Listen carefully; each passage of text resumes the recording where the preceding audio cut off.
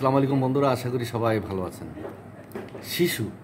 শিশু নিয়ে আমাদের অনেকেরই একটু সাবধানে থাকতে হবে, কিংবা খুব অ্যালার্ট থাকি। সে বাচ্চাটার কী হলো না হলো, কারণ শিশু তো সে কথা বলতে পারে না, বুঝাতে পারে না কি হয়েছে শরীরে, সে তো বুঝাতে পারে না, সে কাঁদে। কিন্তু ওই শিশুটা সারাদিন কাঁদবে আর সারা রাত ঘুমাবে, এরকম শিশু কিছু আছে। সারাদিন সে কান্নাকাটি করবে, ঘেন করে কান্নাকাটি করবে, আর সারা রাত তো সে ঘুমাবে। এরকম শিশু কিন্তু আছে, দেখবেন। এখন যে সারাদিন কাঁদে, সারা রাত্রে ঘুমায়, এর জন্য আসলে কী ওষুধ? হোমিওপ্যাথিতে অনেক ওষুধ আছে, কিন্তু তার মধ্যে একটি কমন ওষুধ কিংবা ইম্পর্টেন্ট ওষুধ, সেটার নাম হলো লাইকোপোডিয়াম। এই লাইকোপোডিয়াম শিশু তো আপনার 12 শক্তির নিচে না দেওয়াই ভালো, কারণ 6-এ খুব একটা কাজ করে না, নিম্ন শক্তি খুব কম কাজ করে।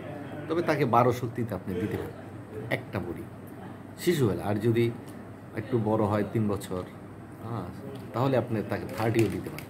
একটা বড়ি দিলেন, দেখা গেলো জিব্বায় দিলেন, মিষ্টিও পাবে, বড়ি তো গোল গোল মিষ্টি পাবে, সে খাবে, আরও খেতে যাবে। তাকে যদি মনে করেন 2-3 দিন এরকম মানে খাওয়ান, একবেলা কি 2 বেলা, দেখা যাবে যে সে ওই দিনের কান্নাটা তার বন্ধ হয়ে যাবে, স্বাভাবিকভাবে সুন্দরভাবে হাসি খুশিভাবে খেলাধুলা করবে ইত্যাদি। ঠিক বিপরীতে আবার এই আরেকটা শিশু এরকম অন্যরকম আছে। কেমন? যে সে সারাদিন ঘুমায় কিন্তু রাত্রে কাঁদে, সারাদিন ঘুমায়, রাত্রে কাঁদে। এই শিশুর জন্য আপনার কি করতে হবে? এর জন্য হলো জেলাপা একটি ওষুধ, অথবা সুরিনাম একটি, 2টি ওষুধ। সুরিনামটা যদি আবার চর্মরোগ থাকে কিংবা থাকে, তাদের জন্য, ওই বাচ্চাদের জন্য ভালো খাটে। আর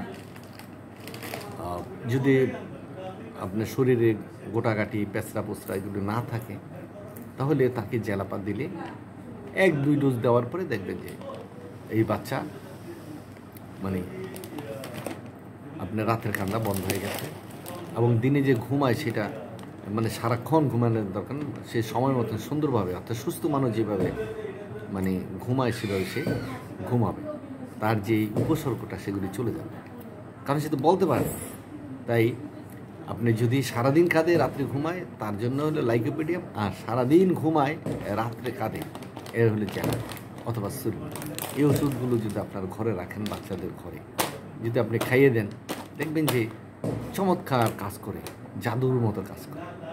যে তখন নিজেই মানে মনে হবে, হোমিও একটা বই কিনে একটু পড়ালেখা করি, এগুলো তো দারুণ জিনিস।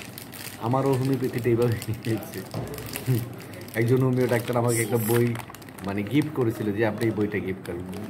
বই গিফট করার পরে এই যে হোমিওতে নেশা হলো, তার পরবর্তী পর্যায়ে তো আপনার হোমিও মেডিকেল কলেজে ভর্তি হলাম, পড়ালেখা করলাম। এটা একটা ইন্টারেস্টিং ব্যাপার, খুবই মানে ভালো লাগে, কারণ এর লিটারেচারগুলো ভালো, পড়তেও ভালো লাগে। আর যখন উপকার পাওয়া যায়, তখন তার বলার মতো। ভালো থাকবেন বন্ধুরা।